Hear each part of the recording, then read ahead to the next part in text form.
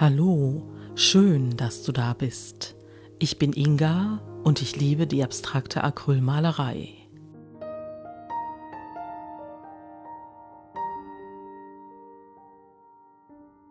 In meinem heutigen Video entsteht ein abstraktes Bild, das erinnert an einen Inselstaat in einem tiefblauen Meer. Und ich verwende heute Acrylfarben, mische mir Lasuren an, benutze Spachtelmasse und das Krakeliermedium und tatsächlich noch ein paar andere Dinge.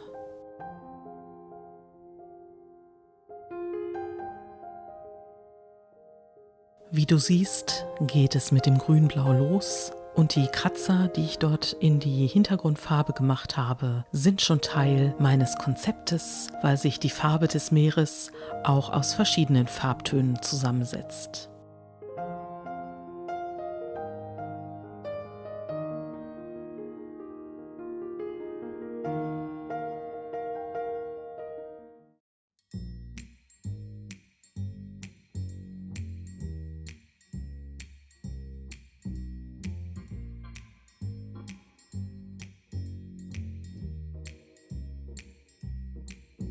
Ich habe etwas von dem Krakeliermedium auf meine Leinwand gegeben und verteile das jetzt erstmal mit dem Japan-Spachtel auf meiner Leinwand.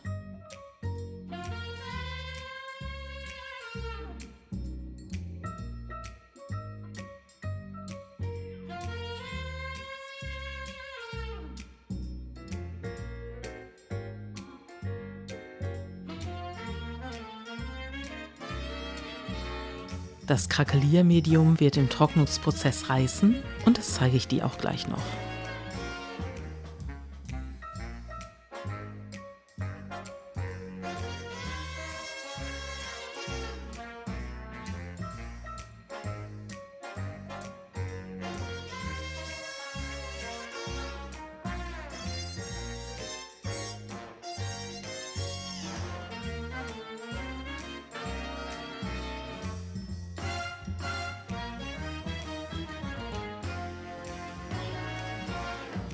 Meine Inseln entstehen aus dem Krakeliermedium und der feinen Strukturpaste, die ich jetzt auftrage. Und es geht mir darum, dass die Formen auch etwas unregelmäßig sind.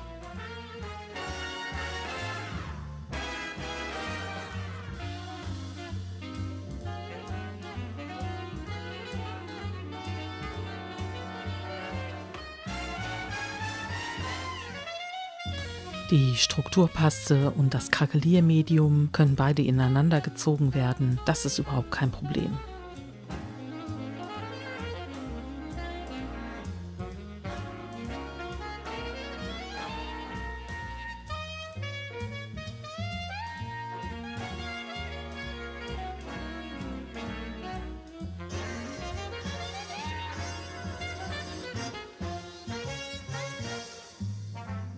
Je dicker die Spachtelmasse aufgetragen ist, desto länger ist die Trocknungszeit. Am besten hältst du dich daran, was in der Beschreibung des Herstellers steht.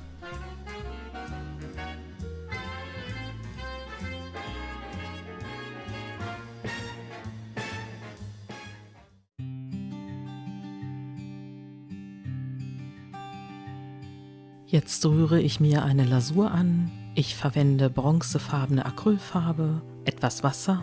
Und dann rühre ich das Ganze mit dem Holzstäbchen durch und du musst auch länger rühren, denn zu Anfang zersetzt sich die Acrylfarbe ganz einfach im Wasser und nach wird das Ganze wieder homogen.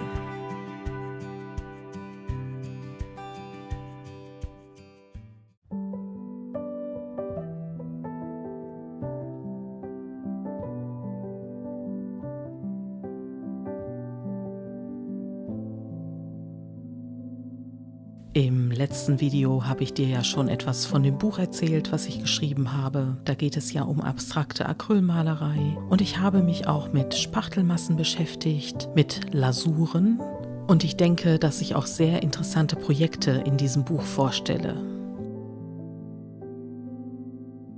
Es ist also ein Buch, welches verschiedene Techniken zeigt, verschiedene Anwendungsbereiche und natürlich kommt auch meine heißgeliebte Rakeltechnik vor. Aber eben nicht nur. Und mir hat gerade das Arbeiten mit Glasuren unheimlich viel Freude bereitet.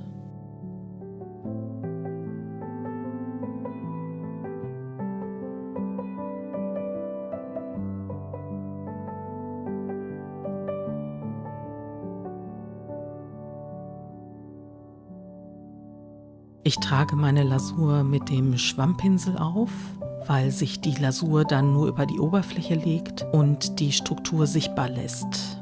Und damit der Effekt noch etwas deutlicher hervortritt, nehme ich überschüssige Farbe auch wieder ab.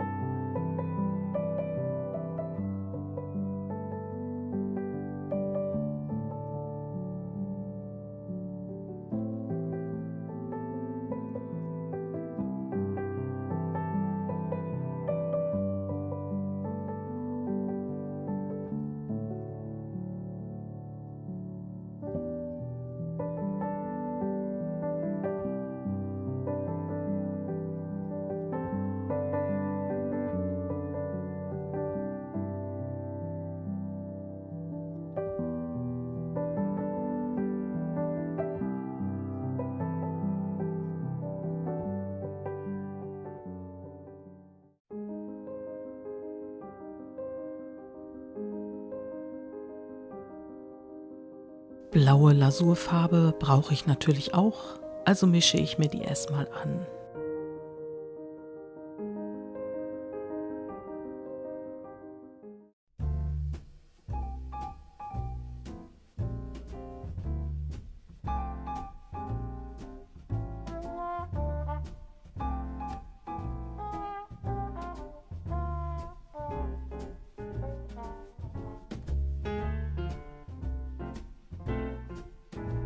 Mein Bild wird aus vielen Farbschichten bestehen und jetzt muss ich mich etwas um meine Ozeanfläche kümmern. Und das bedeutet, dass ich nicht nur das Blau noch mit einer weiteren Schicht auffülle, sondern dass ich jetzt auch anfange, eine Verbindung zu schaffen zu dem Part mit der Spachtelmasse, die ja meine Insel darstellen soll, und dem Wasser.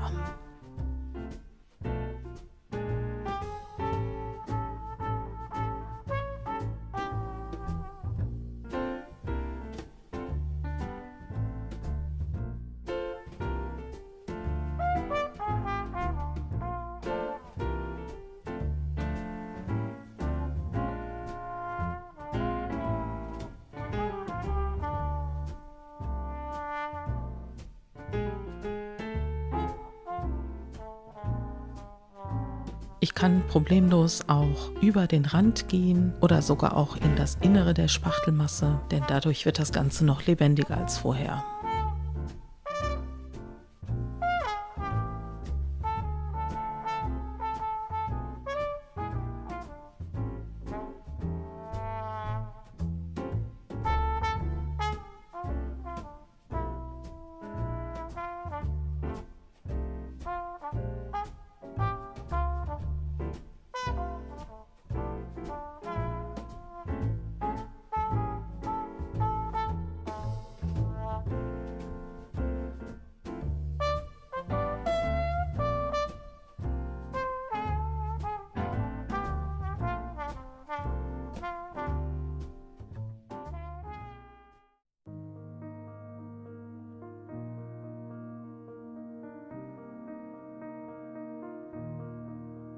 Wie du siehst, habe ich jetzt nicht mehr die große flächige Insel, sondern die ist schon feiner untergliedert. Wenn du so willst, sind auch ein paar Buchten oder Flüsse hinzugekommen. Und nun trage ich einmal mit den Fingern noch ein bisschen von der Lasur auf, um Flächen wieder auszugleichen. Und ich mache das deshalb mit den Fingern, um auch die Struktur zu spüren und die Farbe auch noch mal ein bisschen in diese Struktur einreiben zu können.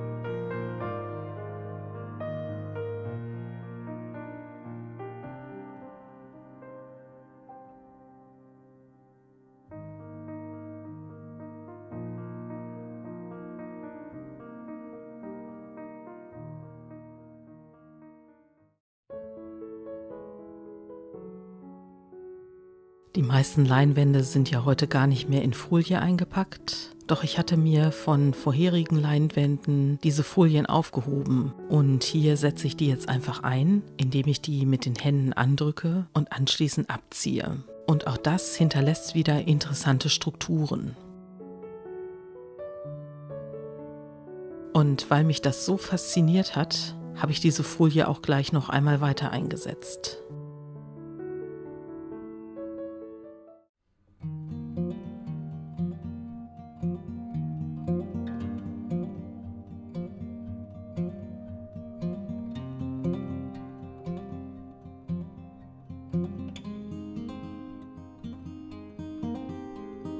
Meine Insel bekommt jetzt ein paar Konturen und dazu habe ich mir ganz einfach einen kleinen Haushaltsschwamm genommen und den in handliche Stücke geschnitten, sodass ich etwas genauer arbeiten kann und auch nur kleine Flächen mit der Lasur betupfe.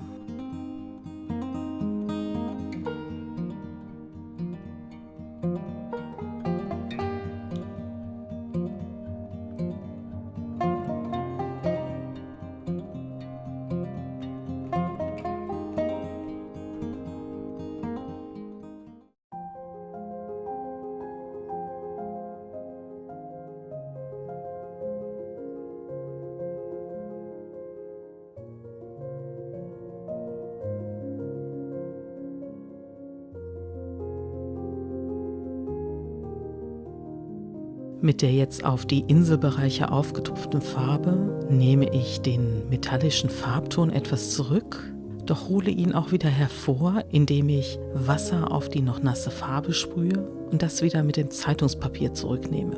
Also ich schaffe jetzt mit diesen Strukturen verschiedene Oberflächen, sodass das Ganze noch lebendiger wirkt.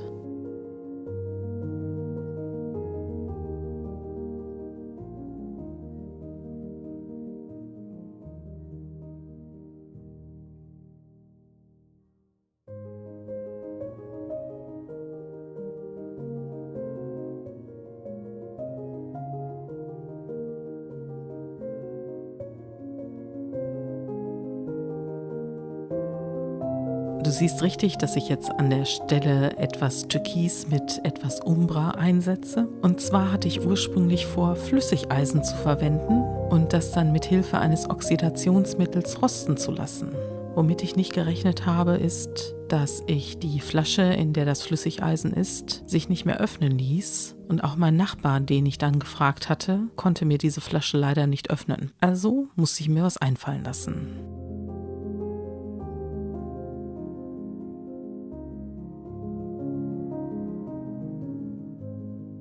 Und dann habe ich mir gedacht, okay, dann lasse ich das jetzt selber mit Hilfe von etwas Türkis und etwas Umbra selber rosten und nehme wieder überschüssige Farbe mit dem Zeitungspapier ab.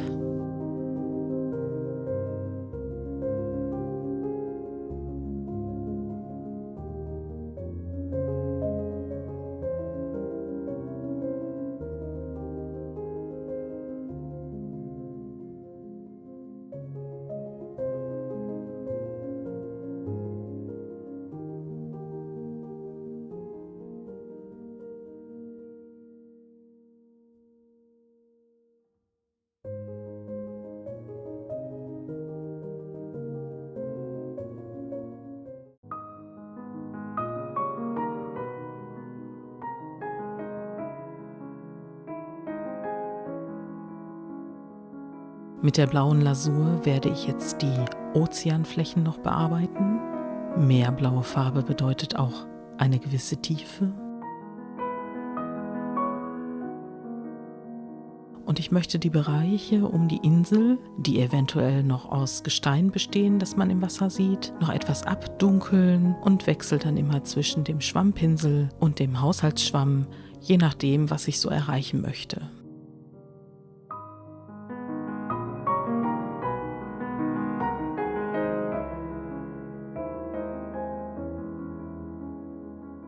Mit dem großen Schwammpinsel kann ich natürlich in der Fläche besser arbeiten, aber ich wechsle gleich auch nochmal zu einem kleineren Pinsel.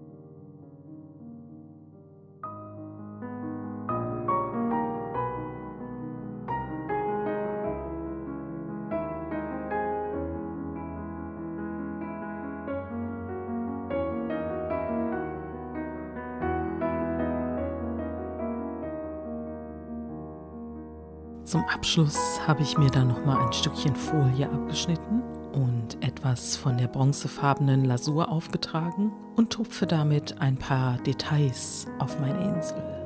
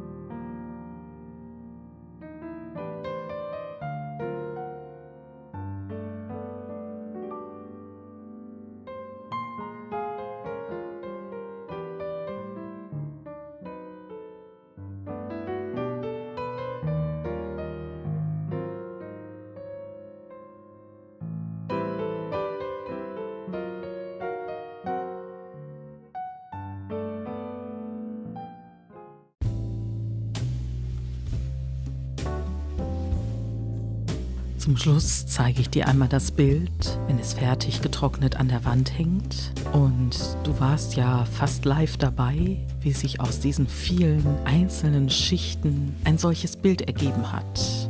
Und ich finde es super spannend, wie sich das Ganze vom Anfang bis jetzt verändert hat und dass man mit relativ wenigen Farben wirklich viel erreichen kann. Natürlich hilft auch die Strukturpaste und das Krakeliermedium auch, dass hier etwas Lebendiges entsteht.